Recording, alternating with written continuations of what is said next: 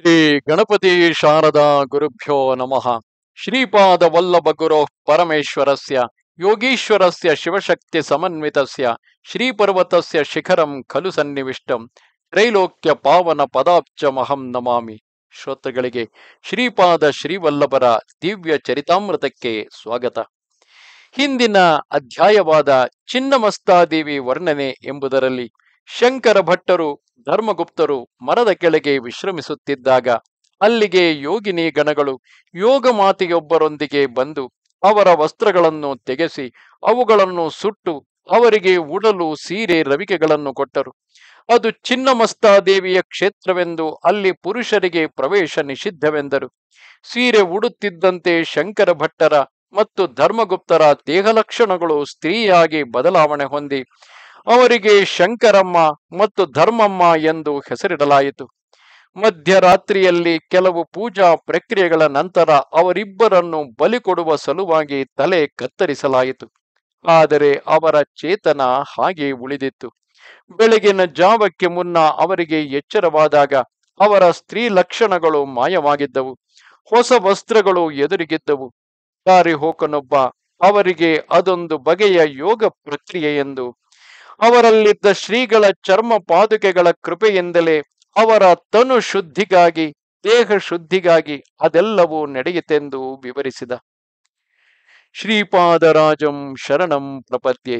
ಶ್ರೋತೃಗಳಿಗೆ ಬಗಳಾಮುಖಿ ಆರಾಧನೆಯ ವಿವರಣೆ ಎಂಬ 38ನೆಯ ಅಧ್ಯಾಯಕ್ಕೆ ಸ್ವಾಗತ. ನಮ್ಮ ಅಂದರೆ ಶಂಕರ ಭಟ್ಟರು ಮತ್ತು ಧರ್ಮಗುಪ್ತರ ಮುಂದುವರೆದ ಪೀಠಿಕಾಪುರ ಪ್ರಯಾಣದಲ್ಲಿ ಒಬ್ಬ ಬೈರಾಗಿ ಸಿಕ್ಕಿದನು. ತೇಜೋವಂತ ಕಣ್ಣುಗಳಿಂದ ಒಂದು ಆಲದ ಮರದ ಕೆಳಗೆ ಕುಳಿತು ನಮ್ಮನ್ನು ಕಂಡು, ನೀವು ಶಂಕರ ಭಟ್ಟು ಮತ್ತು ಧರ್ಮಗುಪ್ತರಲ್ಲವೇ ಎಂದನು. ಇಲ್ಲಿ ವಿಶ್ರಾಂತಿ ಪಡೆದು ನಂತರ ನಿಮ್ಮ ಬಳಿ ಇರುವ ಶ್ರೀಗಳ ಪಾದುಕೆಗಳನ್ನು ನನಗೆ ಕೊಟ್ಟು ನನ್ನ ಬಳಿ ಇರುವ ಕರಿನಾಗು ಅಂದರೆ ಕರಿನಾಗರ ಮಣಿಯನ್ನು ಪಡೆಯಿರಿ ಎಂದನು. ನಾವು ಒಪ್ಪಿದೆವು. ಅವರನ್ನು ಉದ್ದೇಶಿಸಿ, ಸ್ವಾಮಿ, ಶ್ರೀಗಳ ದಿವ್ಯ ಚರಿತ್ರೆಯನ್ನು ಬರೆಯುವ ಉದ್ದೇಶದಲ್ಲಿ ನಾನಿರಲು ಅವರ ಒಂದೊಂದು ವರುಷದಲ್ಲಿ ತಟಸ್ಥವಾದ ಒಂದೊಂದು ಘಟನೆಯನ್ನು ವಿವರಿಸಲು ಅವರ ಭಕ್ತರು ನನಗೆ ಸಿಗುತ್ತಿದ್ದಾರೆ. ಇದರ ಕಾರಣವೇನು ಎನ್ನಲು ಆ ಬೈರಾಗಿ, ಶ್ರೀಪಾದರು ಆದಿಭೈರವಿ, ಆದಿಭೈರವರು ಕೂಡಿದ ಸ್ವರೂಪ, ಕಾಲಶಾಸಕ ಕಾಲ ಭೈರವರು ಅವರೇ. ಅವರು ಮಹಾಕಾಲ ಸ್ವರೂಪರು. ಕಾಲ ಪುರುಷ ಅವರಾಗಲಿ ಕಾಲ ಪುರುಷನಾಗಲಿ ಬೇರಲ್ಲ. ಯಾವಾಗ ಯಾವ ಸಂಘಟನೆಯನ್ನು ಕಲ್ಪಿಸಬೇಕೋ ಅವರಿಗೆ ಗೊತ್ತು. ಶ್ರೀಗಳ ಅವ್ಯಕ್ತ ಸಂಕಲ್ಪವನ್ನು ಅರಿಯಲು ಈ ದೇಶ ಕಾಲದಲ್ಲಿ ಕಟ್ಟು ಬಿದ್ದ ಜೀವಿಗಳಿಗೆ ಸಾಧ್ಯವೇ ಇಲ್ಲ. ದೇಶ ಕಾಲದ ಆಟ ಅವರಿಗೆ ತೃಣಪ್ರಾಯ. ಜೀವಿಗಳ ವಿಕಾಸ ಕ್ರಮ, ಸ್ವಭಾವಗಳು, ಧರ್ಮ, ಕರ್ಮ, ಫಲಿತಗಳು ಮತ್ತು ಪ್ರಭಾವಗಳು ಅವರ ಅಧೀನವೇ. ಮಹಾಪಂಡಿತನೆಂದು ಗರ್ವಪಡುವ ನನ್ನನ್ನು ಕ್ಷಣದಲ್ಲಿ ಅಜ್ಞಾನಿಯನ್ನಾಗಿ ಮಾಡಬಲ್ಲರು. ಪರಮ ದಡ್ಡನನ್ನು ಎಲ್ಲ ವೇದಾಂಗ ಅರಿತ ಮಹಾಪಂಡಿತನಾಗಿಯೂ ಬದಲಾಯಿಸಬಲ್ಲರು. ಅವರದ್ದು ಯೋಗ ಸಂಪನ್ನ ಅವತಾರ. ಅವರನ್ನು ಅವತಾರ ಪುರುಷರನ್ನಾಗಿ ಸಾಕ್ಷಾತ್ ದತ್ತ ಪ್ರಭುಗಳಾಗಿ ತಿಳಿಯಲು ಅದೆಷ್ಟೋ ಪಾಪರಾಶಿ ನಶಿಸಬೇಕು. ಪುಣ್ಯ ಗುಡ್ಡಗಳಷ್ಟು ಬೆಳೆದಿರಬೇಕು. ಇದು ಸಾಮಾನ್ಯವಾದ ನಿಯಮ. ಆದರೆ ಒಮ್ಮೆ ಅವರ ಕೃಪಾ ಕಟಾಕ್ಷ ಇದ್ದಲ್ಲಿ ಅವರ ಭಕ್ತ ಸಂರಕ್ಷಣೆಗೆ ಈ ಅಲ್ಪ ನಿಯಮಗಳು ಅಡ್ಡಿಯಾಗಲಾರವು. ಅವರು ಕ್ಷಣ ಕ್ಷಣ ಲೀಲಾವಿಹಾರಿ.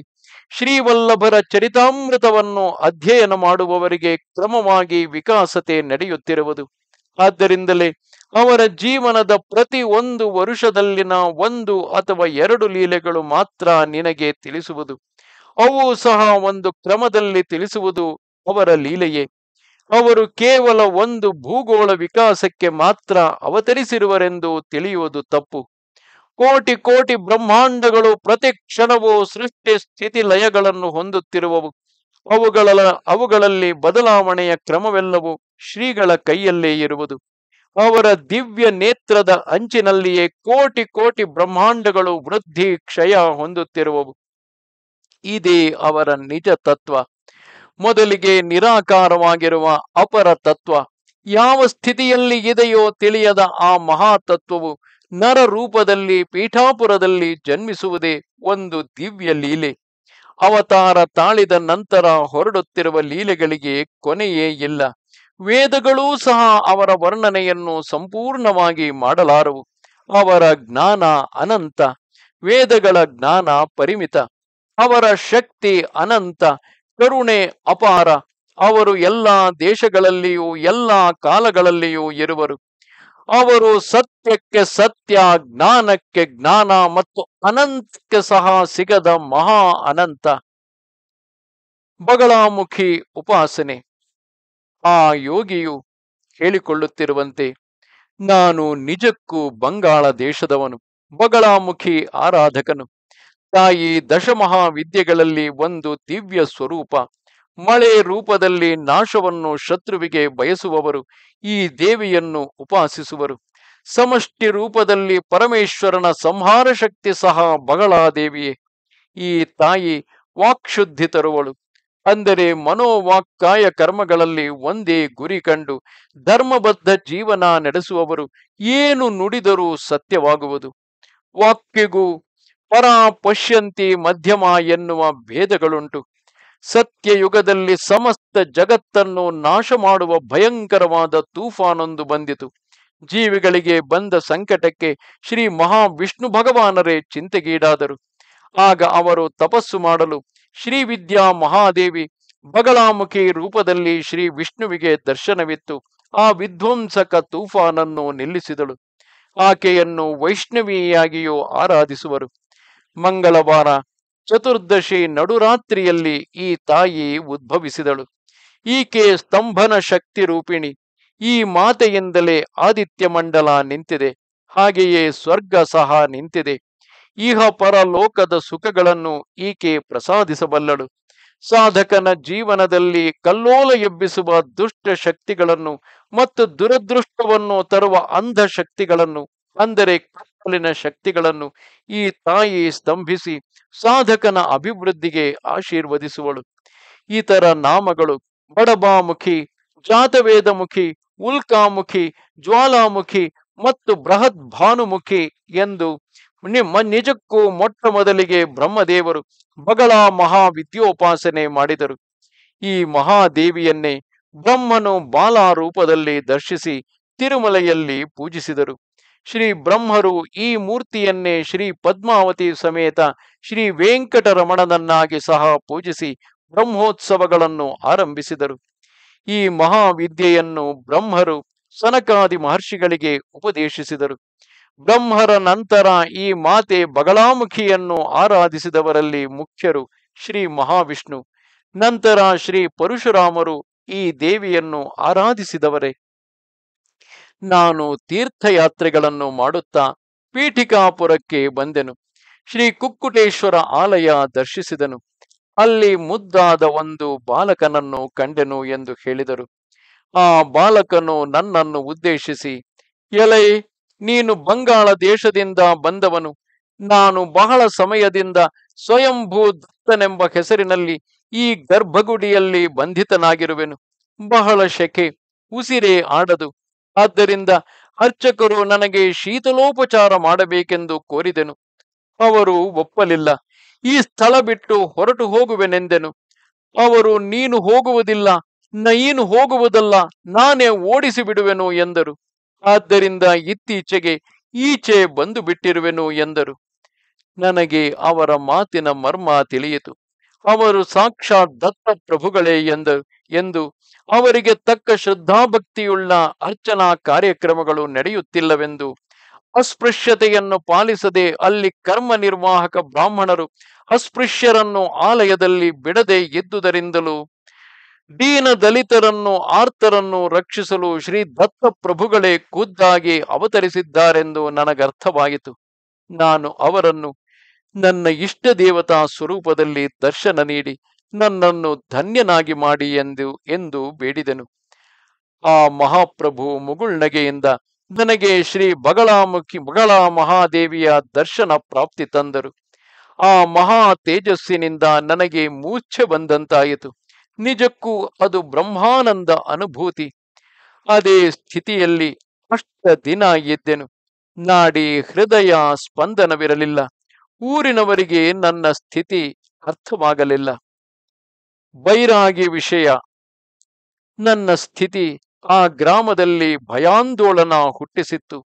ಯಾರೋ ಒಬ್ಬ ಬ್ರಾಹ್ಮಣ ಬೈರಾಗಿ ಶ್ರೀ ಕುಕ್ಕುಟೇಶ್ವರಾಲಯದೊಳಗೆ ಪ್ರವೇಶಿಸಿ ಸ್ವಯಂಭೂ ದತ್ತರನ್ನು ದರ್ಶಿಸಿ ಕ್ಷುದ್ರ ಮಾಂತ್ರಿಕನಾದ ಕಾರಣ ಆತ ತನ್ನ ಕ್ಷುದ್ರ ಶಕ್ತಿಯನ್ನು ಕುಕ್ಕುಟೇಶ್ವರ ಮತ್ತು ಸ್ವಯಂಭೂ ದತ್ತರ ಮೇಲೆ ಪ್ರಯೋಗಿಸಲೆಣಿಸಿದನೆಂದು, ಅರ್ಚಕರ ನಿಯಮ ನಿಷ್ಠೆಯ ಕಾರಣ ಆ ಎರಡು ದೈವಗಳ ಶಕ್ತಿ ಕ್ಷೀಣಿಸದೆ ಹಾಗೆ ನಿಂತು ಮರು ಹೊಡೆತದಲ್ಲಿ ಆ ಕ್ಷುದ್ರ ಮಾಂತ್ರಿಕನೇ ಎಚ್ಚರವಿಲ್ಲದೆ ನಾಡಿ ಹೃದಯ ಸ್ಪಂದನೆ ಇಲ್ಲದೆ ಬಿದ್ದಿರುವನೆಂದು ಪ್ರಚಾರ ಹರಡಿತ್ತು.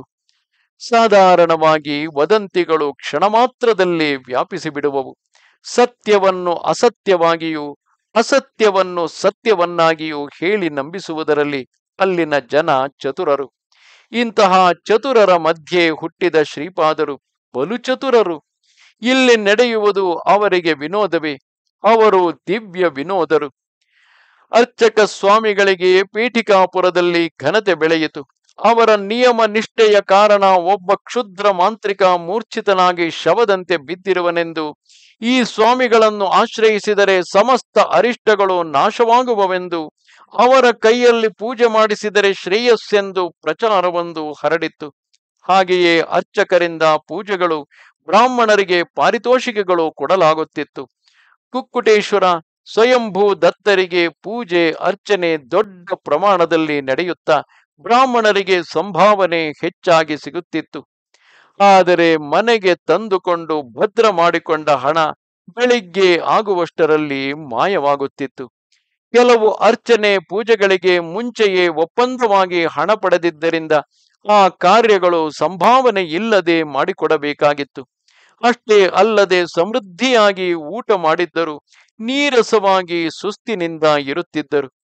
ಹೀಗೆ ಧನ ಸ್ವಾಸ್ಥ್ಯ ಹೋಗುತ್ತಿದ್ದುದು ಆಶ್ಚರ್ಯವಾಗಿತ್ತು. ಪರಿಸ್ಥಿತಿಗಳು ಈ ರೀತಿ ಇವೆ ಎಂದು ನುಡಿದರೆ ಆ ಬ್ರಾಹ್ಮಣರೇ ಕಷ್ಟದಲ್ಲಿರಬೇಕಾಗುತ್ತೆ. ಏಕೆಂದರೆ ಜನರೆಲ್ಲರೂ ಅರ್ಚಕರ ನಿಯಮ ನಿಷ್ಠೆಯ ಕಾರಣ ತಮಗೆಲ್ಲ ಒಳ್ಳೆಯದಾಗುತ್ತಿರುವುದೆಂದು, ಕ್ಷುದ್ರ ಶಕ್ತಿಗಳನ್ನು ತುಳಿಯಲಾಗಿದೆ ಎಂದು ನಂಬಿರುವಾಗ ಇಲ್ಲಿಯ ಬ್ರಾಹ್ಮಣರು ಯಕ್ಷಿಣಿ ಪ್ರಭಾವಕ್ಕೆ ಒಳಗಾಗಿ ಕಷ್ಟ ನಷ್ಟಗಳನ್ನು ಅನುಭವಿಸುತ್ತಿದ್ದಾರೆ ಎನ್ನುವ ಸತ್ಯ ಹೊರಬಂದರೆ ಇರುವ ಮರ್ಯಾದೆ ಹೋಗುವುದೆಂದು ಬ್ರಾಹ್ಮಣರೆಲ್ಲರೂ ಅವರ ಕಷ್ಟ ನಷ್ಟಗಳನ್ನು ಮನಸ್ಸಿನಲ್ಲೇ ಇಟ್ಟುಕೊಂಡರು. ಮೂರ್ಛಿತನಾದ ಬೈರಾಗಿಯನ್ನು ಸತ್ತಿರುವೆನಾ ಇಲ್ಲವಾ ಎಂದು ನಿರ್ಧರಿಸಿ ಬೇಡಿದ್ದಲ್ಲಿ ದಹನ ಕ್ರಿಯೆ ನಡೆಸಲು ಮುಂದಾದರು. ಹಿರಿಯರು ಬಾಪನಾರ್ಯರನ್ನು ವಿಚಾರಿಸಲು ಅವರು ಪರೀಕ್ಷಿಸಿ, ಈತ ಸತ್ತಿಲ್ಲ, ಮೂರ್ಛೆ ಸಹ ಅಲ್ಲ, ಇದೊಂದು ಸಮಾಧಿ ಸ್ಥಿತಿ ಎಂದು ನುಡಿದರು. ಇವರ ಮಾತು ತಳ್ಳಿಹಾಕಿ ದಹನ ಮಾಡಿದರೆ ಅವರನ್ನು ಕಾಡುತ್ತಿದ್ದ ಯಕ್ಷಿಣಿ ಪ್ರಭಾವ ಕಡಿಮೆ ಆಗಬಹುದೆಂದು ಕೆಲ ಬ್ರಾಹ್ಮಣರು ಯೋಚಿಸಿದರು. ಮತ್ತಿತರರು, ಇಲ್ಲ, ಇವನನ್ನು ದಹನ ಮಾಡಿದರೆ ಕ್ಷುದ್ರ ಶಕ್ತಿ ಮತ್ತಷ್ಟು ವಿಜೃಂಭಿಸಿ ಕಷ್ಟ ನಷ್ಟಗಳು ಅಧಿಕವಾಗುವುದೆಂದು ಭಾವಿಸಿದರು. ಶ್ರೀಗಳ ಸಂಕಲ್ಪವೇನು, ನನ್ನನ್ನು ಯಾರೂ ದಹನ ಮಾಡಲಿಲ್ಲ. 8ನೆಯ ದಿನ ನಾನು ಪ್ರಕೃತ ಸಿದ್ಧನಾದೆನು. ಶ್ರೀಪಾದರು ಅವರ ದಿವ್ಯ ಹಸ್ತಗಳಿಂದ ನನಗೆ ಹಸ್ತ ಮಸ್ತಕ ಮಾಡಿದರು.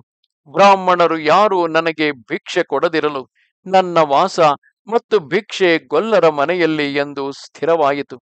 ನನ್ನ ಸ್ವಭಾವದ ಕಾರಣ ಗೊಲ್ಲರೆಲ್ಲರೂ ನನಗೆ ಹತ್ತಿರವಾದರು. ಅವರಲ್ಲಿನ ಒಂದು ಗೊಲ್ಲ ವನಿತೆ ಲಕ್ಷ್ಮಿ, ಅವಳ ಪತಿಯೇ ಆ ಗೊಲ್ಲರ ಮುಖ್ಯಸ್ಥ ಮತ್ತು ವ್ಯಾಜ್ಯಗಳ ನ್ಯಾಯ ನಿರ್ಣೇತ, ಮತ್ತು ಆತನೊಬ್ಬನೇ ಸ್ವಲ್ಪ ವಿದ್ಯಾವಂತನಾಗಿದ್ದ ಕಾರಣ ಆ ಗೊಲ್ಲರು ಅವನು ಚಿಕ್ಕ ವಯಸ್ಸಿನವನಾದರೂ ಗೌರವಿಸುತ್ತಾ ತಮ್ಮ ತಮ್ಮ ಆಸ್ತಿ ಪತ್ರಗಳನ್ನು ತೋರಿಸುವುದು, ಅವನ ಹೇಳಿಕೆಯಂತೆ ಆಸ್ತಿ ಹಂಚುವುದು ಮಾಡುತ್ತಿದ್ದರು. ಆತ ತೀರಿಕೊಂಡು 4-5 ವರುಷವಾಗಿತ್ತು. ಆ ಪತಿವ್ರತೆ ಲಕ್ಷ್ಮಿ ಚಿಕ್ಕ ವಯಸ್ಸಿನಲ್ಲೇ ವಿಧವೆಯಾಗಿದ್ದಳು. ನಾನು ಶ್ರೀಪಾದರ ಮಹತ್ವ ಅರಿತವನಾದ್ದರಿಂದ ಶ್ರೀಪಾದರನ್ನು ಯಾವುದೋ ರೀತಿ ಪೂಜಿಸಿ ಸಂಬಂಧವಿಟ್ಟುಕೊಂಡಿದ್ದರೆ ಶ್ರೇಯಸ್ಕರವೆಂದು ಲಕ್ಷ್ಮಿಗೆ ತಿಳಿಸಿದನು. ಅಲ್ಲಿನ ವೆಂಕಟಪ್ಪಯ್ಯ ಶ್ರೇಷ್ಠಿಯ ಮನೆ ಹಸು ಹಾಲು ಕೊಡುವುದು ನಿಲ್ಲಿಸಿದ ಕಾರಣ ಅವರ ಮನೆಗೆ ಲಕ್ಷ್ಮಿ ಹಾಲನ್ನು ದಿನ ತರುತ್ತಿದ್ದಳು. ಶ್ರೇಷ್ಠಿಗಳ ಮನೆಗೆ ಶ್ರೀಪಾದರು ಅನೇಕ ಬಾರಿ ಬರುತ್ತಿದ್ದರು. ಅಜ್ಜಿ, ನನಗೆ ಹಸಿವು ಎಂದ ಕೂಡಲೇ ಆ ಮನೆಯ ಮಹಾಲಕ್ಷ್ಮಿ ಸಮಾನಳು ವೆಂಕಟ ಸುಬ್ಬಮ್ಮ ಬಿಸಿ ಹಾಲು, ಕೆನೆ ಮತ್ತು ಬೆಣ್ಣೆ ಸಹ ತೃಪ್ತಿಯಾಗಿ ಇಡುತ್ತಿದ್ದರು. ಅಂದು ಲಕ್ಷ್ಮಿ ಹಾಲನ್ನು ತಂದುಕೊಡಲು ಶ್ರೀಪಾದರು ಅವರಿಗೆ ಹಸಿವು ಅಧಿಕವಾಗಿರುವುದೆನ್ನಲು ವೆಂಕಟ ಸುಬ್ಬಮ್ಮ ಲಕ್ಷ್ಮಿಯನ್ನು ಮತ್ತಷ್ಟು ಹಾಲು ತರಲು ಕೇಳಿದಳು. ಅವಳಿಗಾಗಿ ಇಟ್ಟುಕೊಂಡಿದ್ದ ಹಾಲನ್ನು ತನಗೆ ನೀರು ಮಜ್ಜಿಗೆ ಆದರೂ ಸರಿ ಎಂದು ತ್ಯಾಗ ಮಾಡಿ ತಂದುಕೊಟ್ಟಳು. ಆಲಯದಲ್ಲಿ ಪೂಜೆ ಪುನಸ್ಕಾರಗಳು 10 ದಿನ ನಡೆದವು. ಬ್ರಾಹ್ಮಣರಿಗೆ ಭೂರಿ ಸಂಭಾವನೆ, ಸ್ವಯಂ ಪಾಕ ಮಾಡಲಾದರೂ ಯಕ್ಷಿಣಿ ಪ್ರಭಾವದಿಂದ ಅವರೆಲ್ಲ ಬಲಿಷ್ಠರಾಗದೆ ನೀರಸದಿಂದ ಅಶಕ್ತರಾಗಿದ್ದರು. ಪುರಾಣ ಪಂಡಿತನ ಕಥೆ. ಆ ಗ್ರಾಮಕ್ಕೆ ಪುರಾಣ ಪ್ರವಚನಕಾರನೊಬ್ಬ ಪಂಡಿತ ಬಂದನು. ಕುಕ್ಕುಟೇಶ್ವರಾಲಯದ ಹೊರಗಿನ ವಿಶಾಲ ಪ್ರಾಂಗಣದಲ್ಲಿ ಆ ಪ್ರವಚನಕ್ಕೆ ಸಿದ್ಧ ಮಾಡಿದರು. ಈ ಪ್ರವಚನಗಳು ಶೂದ್ರರಿಗೆ ಹೊರತು ನಮಗಲ್ಲ, ನಮಗೆ ಗೊತ್ತಿಲ್ಲದ ಪುರಾಣಗಳು ಎಲ್ಲಿವೆ ಎಂದು ಬ್ರಾಹ್ಮಣೋತ್ತಮರು ನುಡಿದರು. ಶ್ರೀಯುತ ಬಾಪನಾರ್ಯ, ಶ್ರೇಷ್ಠಿ ಮತ್ತು ವರ್ಮ ನಮ್ಮ ಕಡೆಯಿಂದ ಸ್ವಲ್ಪ ಧನವನ್ನು ಆ ಪಂಡಿತನಿಗೆ ಕೊಡುತ್ತೇವೆ ಎಂದರು. ಶೂದ್ರರು ಪುರಾಣ ಕೇಳಲು ಬರಬಹುದೆಂದು, ಆಗ ಅವರು ಸಂಭಾವನೆ ಕೊಡಬಹುದೆಂದು ನಿರ್ಧಾರವಾಗಿ ಡಂಗುರ ಹೊಡೆಸಲಾಯಿತು. ಕೆಲ ಬ್ರಾಹ್ಮಣರು ಶೂದ್ರರು ಕೊಡುವ ಮೊತ್ತದಲ್ಲಿ ಅರ್ಧ ಭಾಗ ಬ್ರಾಹ್ಮಣ ಪರಿಷತ್ತಿಗೆ ಕೊಡುವಂತೆ ಆ ಪಂಡಿತನನ್ನು ಕೇಳಬಹುದೆಂದು ಸೂಚಿಸಿದರು. ಅದಕ್ಕೆ ಬಾಪನಾರ್ಯರು, ಇದನ್ನೇ ಭಿಕ್ಷೆ ಬೇಡುವುದೆನ್ನುವರು, ನೀವು ಪುರಾಣ ಶ್ರವಣವೂ ಕೇಳುವುದಿಲ್ಲ ಎಂದಿರಿ. ಈಗ ಕಷ್ಟಪಟ್ಟು ಪುರಾಣ ಹೇಳಿದ ಆ ಪಂಡಿತನ ಹಣದಲ್ಲೂ ಭಾಗ ಕೇಳುತ್ತಿದ್ದೀರಾ. ನೀವು ನಿಮ್ಮ ವರ್ತನೆ ಬದಲಾಯಿಸಿಕೊಳ್ಳದಿದ್ದರೆ ಮುಂದೆ ಕಾಲಪುರುಷನಿಂದ ಕಠಿಣ ಶಿಕ್ಷೆ ಅನುಭವಿಸಬೇಕಾಗುತ್ತೆ ಎಂದು ಎಚ್ಚರಿಸಿದರು.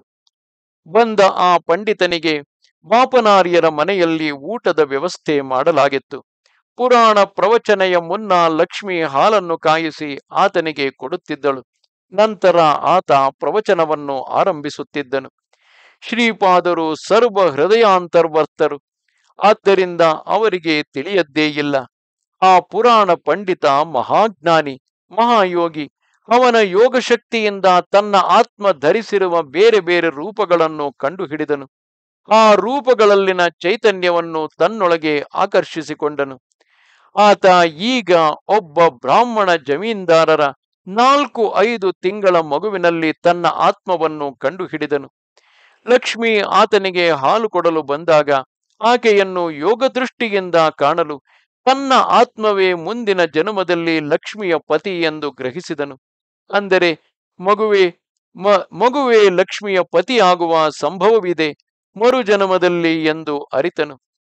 ಆತ್ಮೆಯ ಪುರುಷ ರೂಪಗಳೆಲ್ಲವೂ ಮೂಲತತ್ವ ಆಗಿರುವ ಆ ಪಂಡಿತನಲ್ಲಿ ಈಗಾಗಲೇ ಒಂದಾಗಿವೆ. ತನ್ನ ಶಕ್ತಿ ರೂಪಗಳು ಏನಾಗಿ ಹೋದವೋ ಎಂದು ಯೋಗದೃಷ್ಟಿಯಲ್ಲಿ ನೋಡಲು ತನ್ನ ಸ್ತ್ರೀ ರೂಪಗಳಿಗೆ ಮೂಲ ಲಕ್ಷ್ಮಿ ಎಂದು ತಿಳಿದು ಬಂತು. ಅಷ್ಟಲ್ಲದೆ ನನ್ನ ಸ್ತ್ರೀ ತತ್ವಗಳೆಲ್ಲ ಲಕ್ಷ್ಮಿಯಲ್ಲೇ ವಿಲೀನವಾಗಿರುವುದು ಗಮನಿಸಿದ. ಲಕ್ಷ್ಮಿಗೆ ತನ್ನ ಪತಿಯ ಮೇಲೆ ಆಸೆ ಅಧಿಕ. ತನ್ನ ಪತಿಯ ಚೈತನ್ಯ ಭೂತ ಶರೀರವನ್ನು ಬಿಟ್ಟು ಬರಲಿಲ್ಲವೆಂದು ಆಕೆಗೆ ಅರ್ಥವಾಯಿತು. ಅದೆಷ್ಟೋ ಬಾರಿ ತನ್ನ ಪತಿಯ ರೂಪ ಪಕ್ಕದಲ್ಲೇ ನಿಂತಿರುವುದು ಆಕೆ ಕಂಡಿದ್ದಳು. ವಿರಜಾ ನದಿ ದಾಟಲು ಕೋದಾನ ಮಾಡುವರು. ಅಂತಹ ಗೋವು ಸಹ ತನ್ನ ಪತಿಯನ್ನು ವಿರಜಾ ನದಿ ದಾಟಿಸಿ ಪುನಃ ಭೂಲೋಕದಲ್ಲಿ ಜನ್ಮಿಸಿದೆ ಎಂದು ಅರಿತಳು. ಏಕೆಂದರೆ ಆ ಪತಿವ್ರತೆಗೆ ಗೋವಿನ ದರ್ಶನ ಸಹ ಆಗಿತ್ತು.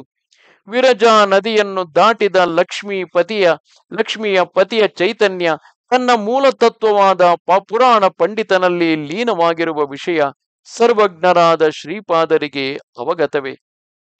ಆ ಪಂಡಿತನು ಪೀಠಿಕಾಪುರದಲ್ಲಿದ್ದ ಕರ್ಮ ಋಣಾನುಬಂಧನಗಳನ್ನು ಪೂರೈಸಿ ಅದರ ಜೊತೆ ತನ್ನ ಆತ್ಮ ಧರಿಸಿದ ಇತರ ರೂಪಗಳ ಕರ್ಮಗಳನ್ನು ಸಹ ತನ್ನ ಯೋಗಶಕ್ತಿಯಿಂದ ತೀರಿಸಿಕೊಂಡು ಪರಮೇಶ್ವರನಲ್ಲಿ ಐಕ್ಯವಾಗಬೇಕೆಂದು ಪೀಠಿಕಾಪುರಕ್ಕೆ ಬಂದನು.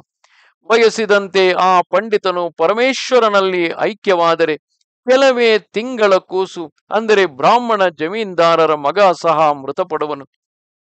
ಈ ಮಗುವೇ ಲಕ್ಷ್ಮಿಗೆ ಮುಂದಿನ ಜನ್ಮದ ಪತಿ. ಆದ್ದರಿಂದ ಲಕ್ಷ್ಮಿ ಈಗಿನ ಜನ್ಮ ಪೂರೈಸಿ ಮರು ಜನ್ಮ ಪಡೆಯುವಷ್ಟರಲ್ಲಿ ಬೆಳೆದು ವೃದ್ಧನಾಗಿರುವ ಈ ಬಾಲಕ ಮೃತ ಹೊಂದುವನಾದ್ದರಿಂದ ಲಕ್ಷ್ಮಿ ಬ್ರಹ್ಮಚಾರಿಣಿಯಾಗಿ ತೀರಿಕೊಳ್ಳಬೇಕು. ಲಕ್ಷ್ಮಿಗೂ ಮುಂದಿನ ಜನ್ಮ ಪಡೆಯಬೇಕೆಂಬುವ ಆಸೆ ಬಲವಾಗಿದೆ. ಆದ್ದರಿಂದ ಶರೀರ ನಶಿಸಿದ ನಂತರ ಚೈತನ್ಯ ಸ್ಥಿತಿ ಹೊಂದಿದಾಗ ಮತ್ತೊಂದು ಸದ್ಬ್ರಾಹ್ಮಣರ ಮನೆಯಲ್ಲಿ ತಾನು ಹುಟ್ಟಬೇಕು. ಮುಂದಿನ ಅವಳ ಪತಿ ತಿಂಗಳ ಕೂಸು ಜಮೀನ್ದಾರರ ಮನೆಯಲ್ಲೇ ಬೆಳೆದು ದೊಡ್ಡವನಾಗಬೇಕು. ಪಾಪ ಲಕ್ಷ್ಮಿ ಮುಗ್ಧೆ. ಆಕೆಗೆ ತಿಳಿಯದೆ ಆಕೆ ಅರ್ಧನಾರೀಶ್ವರ ಯೋಗವನ್ನು ಅನುಸರಿಸಿದಳು. ಎಲ್ಲ ಶ್ರೀಪಾದರ ಲೀಲೆ. ಪುರಾಣ ಪ್ರವಚನ ಮುಗಿಯಿತು. ಶೂದ್ರರಿಂದ ಪಂಡಿತ ಸಂಭಾವನೆ ಸ್ವೀಕರಿಸಿದನು. ಲಕ್ಷ್ಮಿ ಶೂದ್ರ ಕುಲದಲ್ಲಿ ಜನ್ಮಿಸಿದಳು. ಶೂದ್ರ ಸಂಬಂಧ ಪಡೆಯುವುದರಿಂದ ಶೂದ್ರರ ಜೊತೆ ತನಗಿದ್ದ ಕರ್ಮಬಂಧ ತೀರಿತೆಂದು ಪಂಡಿತ ಭಾವಿಸಿದನು. ಇನ್ನು ಏನಾದರೂ ಉಳಿದಿದ್ದರೆ ಅದನ್ನು ಯೋಗಾಗ್ನಿಯಲ್ಲಿ ದಹನ ಮಾಡಲು ನಿಶ್ಚಯಿಸಿದನು. ಬಾಪನಾರ್ಯರ ಮನೆಯಲ್ಲಿ ಊಟ ಮಾಡಿದ್ದರಿಂದ ತನ್ನ ಬ್ರಾಹ್ಮಣ ಜನುಮಕ್ಕೆ ಸಂಬಂಧಪಟ್ಟ ಋಣ ತೀರಿ ಹೋಗುವುದೆಂದು ಭಾವಿಸಿದನು. ಆ ಮಹಾಯೋಗಿಗೆ ಸಂಭಾವನೆ ತರಲು ಬಾಪನಾರ್ಯರು ಒಳಗೆ ಹೋದರು. ಆಗ ಲಕ್ಷ್ಮಿ ಅಲ್ಲಿಗೆ ಬಂದಳು. ಅವಳ ಮನೆಯ ಹೆತ್ತ ಹಸು ಇತ್ತ ಗಿಣ್ಣು ತಂದಳು. ಲಕ್ಷ್ಮಿಗೆ ಶ್ರೀಪಾದರ ಮೇಲೆ ಅಪಾರ ಭಕ್ತಿ ಶ್ರದ್ಧೆ. ಪಾಪನಾರ್ಯರು ಆ ಪಂಡಿತನಿಗೆ ಸಂಭಾವನೆ ಕೊಟ್ಟರು. ಹೊರಡಲು ಅನುಮತಿ ಪಡೆದಾಗ ಬಾಪನಾರ್ಯರು, ಎಲ್ಲರೂ ನಿನಗೆ ಅಪ್ಪಣೆ ಕೊಟ್ಟಿದ್ದಾರೆ, ಆದರೆ ಇಬ್ಬರು ಮಾತ್ರ ಅಪ್ಪಣೆ ಕೊಡಲು ಒಪ್ಪುತ್ತಿಲ್ಲ. ನನಗೆ ಸುಳ್ಳು ಲೆಕ್ಕ ಚೆನ್ನಾಗಿ ಗೊತ್ತು. ಬಾಕಿ ಎಷ್ಟಿದೆ ತೀರಿತ ಎಂದು ಇತ್ಯರ್ಥವಾಗುವ ತನಕ ನೀನು ಹೋಗಬಾರದು ಎಂದರು. ಬ್ರಾಹ್ಮಣ ಬೆಚ್ಚಿದನು. ಶ್ರೀಪಾದರು ದತ್ತಾವತಾರಿ ಎಂದು ಕೇಳಿದ್ದನು. ಆಗ ಶ್ರೀಪಾದರು, ಮಗು, ಈ ಲಕ್ಷ್ಮಿ ಮುಗ್ಧೆ, ಇನ್ನು ಕೆಲವೇ ವರುಷ ಜೀವಿಸುವಳು.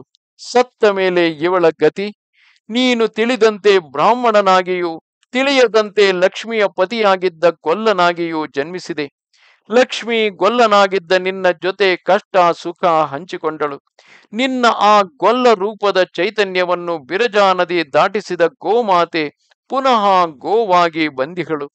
ಇತ್ತ ಲಕ್ಷ್ಮಿ ತನ್ನ ಪ್ರೇಮಾಗ್ನಿಗಿಂದ ಪತಿಯ ಚೈತನ್ಯವನ್ನು ಹತ್ತಿರದಲ್ಲೇ ಉಳಿಸಿಕೊಂಡಿರುವಳು.